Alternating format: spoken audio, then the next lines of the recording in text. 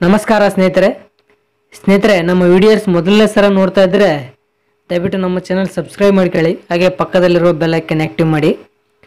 ಸ್ನೇಹಿತರೆ, ಈಗ ಮೆಣಸಿನಕಾಯಿ ಬೆಲೆ ಅನ್ನೋದು ಪಾತಾಳಕ್ಕೆ ಕುಸಿದಿದೆ. ಇದಕ್ಕೆ ಕಾರಣ ಮತ್ತು ಮೆಣಸಿನಕಾಯಿ ಬೆಳೆಗೆ ಬೆಂಬಲ ಬೆಲೆ ಇದೆಯಾ ಇಲ್ವಾ ಅನ್ನೋದ್ರ ಬಗ್ಗೆ ಈ ವಿಡಿಯೋದಲ್ಲಿ ತಿಳಿಯೋಣ.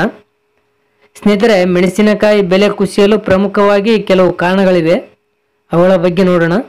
ಮೊದಲನೇದು ಡಿಮ್ಯಾಂಡ್ ಆ್ಯಂಡ್ ಸಪ್ಲೈ. ಅಂದರೆ ಯಾವುದೇ ಒಂದು ಪ್ರಾಡಕ್ಟ್ ಆಗಲಿ ಅದಕ್ಕೆ ಮಾರುಕಟ್ಟೆಯಲ್ಲಿ ಡಿಮ್ಯಾಂಡ್ ಇದ್ದು ಅದರ ಸಪ್ಲೈ ಮಾರುಕಟ್ಟೆಯಲ್ಲಿ ಕಡಿಮೆ ಇದ್ದರೆ ಆ ಪ್ರಾಡಕ್ಟ್ನ ಬೆಲೆ ಆಟೋಮೆಟಿಕ್ಕಾಗಿ ಏರಿಕೆ ಆಗುತ್ತದೆ. ಅದೇ ರೀತಿ ಯಾವುದೇ ಪ್ರಾಡಕ್ಟ್ ಮಾರ್ಕೆಟ್ನಲ್ಲಿ ಡಿಮ್ಯಾಂಡ್ಗಿಂತ ಅದರ 10 ಪಟ್ಟು ಹೆಚ್ಚು ಸಪ್ಲೈ ಇದ್ದರೆ ಅದರ ಬೆಲೆ ಪಾತಾಳಕ್ಕೆ ಕುಸಿಯುತ್ತದೆ. ಅದೇ ರೀತಿ ಮೆಣಸಿನಕಾಯಿ ಬೆಲೆಯ ವಿಷಯದಲ್ಲಿ ಕೂಡ ಅದೇ ಆಗಿರೋದು. ಮೆಣಸಿನಕಾಯಿಗೆ ಯಾವುದೇ ಮಾರುಕಟ್ಟೆ ತೆಗೆದುಕೊಂಡ್ರೂ ಕೂಡ ಡಿಮ್ಯಾಂಡ್ ಇದೆ, ಏಕೆಂದರೆ ಇದೊಂದು ದಿನನಿತ್ಯದ ಆಹಾರದಲ್ಲಿ, ಮೆಡಿಸಿನ್ನಲ್ಲಿ, ಕಾಸ್ಮೆಟಿಕ್ಸ್ನಲ್ಲಿ ಉಪಯೋಗಿಸುವ ಒಂದು ಪ್ರಾಡಕ್ಟ್. ಆದರೆ ಇದರ ಸಪ್ಲೈ ಯಾವ ರೀತಿ ಇದೆ ಅಂದರೆ ಭಾರಿ ಪ್ರಮಾಣದಲ್ಲಿದೆ. ಮೆಣಸಿನಕಾಯಿ ಡಿಮ್ಯಾಂಡು 100% ಇದ್ದರೆ ಸಪ್ಲೈ 200% ಇದೆ. ಏಕೆಂದರೆ ಕರ್ನಾಟಕದಲ್ಲಿ ಸುಮಾರು 1,50,000 ಹೆಕ್ಟೇರ್ಗಿಂತ ಅಧಿಕ ಭೂಪ್ರದೇಶದಲ್ಲಿ ಮೆಣಸಿನಕಾಯಿ ಬೆಳೆಯಲಾಗಿದೆ. ಮತ್ತು 2023-24 ಸೀಸನ್ನ ಸುಮಾರು 65%ಗಿಂತ ಅಧಿಕ ಬೆಳೆ AC ಅಂದರೆ ಕೋಲ್ಡ್ ಸ್ಟೋರೇಜ್ಗಳಲ್ಲಿ ಹಾಗೇ ಇದೆ. 2023ರಲ್ಲಿ ಉತ್ತಮ ಬೆಲೆ ಇದ್ದರೂ ಕೂಡ ರೈತರು ತಾವು ಬೆಳೆದ ಬೆಳೆಯನ್ನು ಮಾರಾಟ ಮಾಡಿಲ್ಲ. ಕೋಲ್ಡ್ ಸ್ಟೋರೇಜ್ಗಳಲ್ಲಿ ಹಾಗೆ ಸ್ಟೋರೇಜ್ ಮಾಡಿರೋದು ಕೂಡ ಬೆಲೆ ಕುಸಿತಕ್ಕೆ ಕಾರಣವಾಗಿದೆ. ಇನ್ನು ಎಕ್ಸ್ಪೋರ್ಟ್ ಬಗ್ಗೆ ಮಾತನಾಡೋದಾದರೆ, ನಮ್ಮ ಮೆಣಸಿನಕಾಯಿ ಕ್ವಾಲಿಟಿ ಟೆಸ್ಟ್ಗಳಲ್ಲಿ ಫೇಲ್ ಆಗ್ತವೆ, ಇದರಿಂದ ಎಕ್ಸ್ಪೋರ್ಟ್ ಆಗ್ತಾ ಇಲ್ಲ.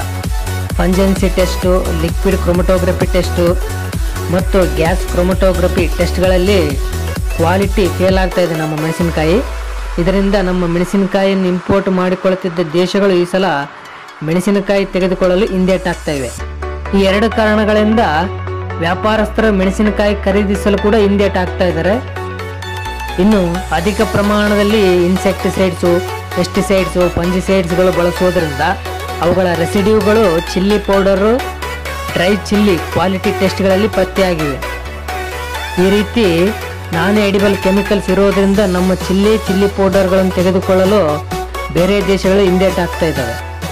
ಇನ್ನು ಕೆಲವು ಮಸಾಲ ಕಂಪನಿಗಳು ಅವುಗಳ ಪ್ರಾಡಕ್ಟ್ಗಳು ಬೇರೆ ದೇಶಗಳಲ್ಲಿ ಬ್ಯಾನ್ ಆಗಿವೆ. ಅವುಗಳಲ್ಲಿ ಕೂಡ ಇನ್ಸೆಕ್ಟಿಸೈಡ್, ಪೆಸ್ಟಿಸೈಡ್ಗಳು ಪತ್ತೆಯಾಗಿವೆ. ಇದರಿಂದ ಮಸಾಲ ಕಂಪನಿಗಳು ಮೆಣಸಿನಕಾಯಿ ಖರೀದಿಸಲು ಕೂಡ ಹಿಂದೇಟಾಗ್ತಾ ಇದ್ದಾವೆ. ಈ ಮೆಣಸಿನಕಾಯಿ ಬೆಳೆಗೆ ಉತ್ತಮ ಬೆಂಬಲ ಬೆಲೆಯನ್ನು ಯಾವುದೇ ಸರ್ಕಾರಗಳು ಇಲ್ಲಿಯವರೆಗೂ ನಿಗದಿ ಮಾಡಿಲ್ಲ. ಇದರಿಂದ ವ್ಯಾಪಾರಸ್ಥರು ನಿಗದಿ ಮಾಡಿರುವ ಬೆಲೆಗೆ ಬೆಳೆ ಮಾರಾಟ ಮಾಡುವ ಪರಿಸ್ಥಿತಿ ಇದೆ. ಇದರಿಂದ ಕೂಡ ಬೆಲೆ ಕುಸಿತ ಆಗ್ತಾ ಇದೆ. ಈಗ ಮೆಣಸಿನಕಾಯಿ ಬೆಳೆ ರಜೆ ಘೋಷಣೆ ಮಾಡುವ ಸಮಯ ಬಂದಿದೆ, ಏಕೆಂದರೆ ಬೆಲೆ ಭಾರಿ ಪ್ರಮಾಣದಲ್ಲಿ ಕುಸಿತ ಆಗ್ತಾ ಇದೆ.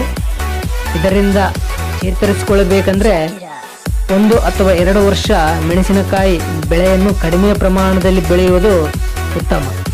ಸ್ನೇಹಿತರೆ, ಈ ಎಲ್ಲ ಕಾರಣಗಳಿಂದ ಮೆಣಸಿನಕಾಯಿ ಡಿಮ್ಯಾಂಡ್ ಇದ್ದರೂ ಕೂಡ ಮೆಣಸಿನಕಾಯಿ ಬೆಲೆ ಅನ್ನೋದು ಪಾತಾಳಕ್ಕೆ ಕುಸಿತಾ ಇದೆ.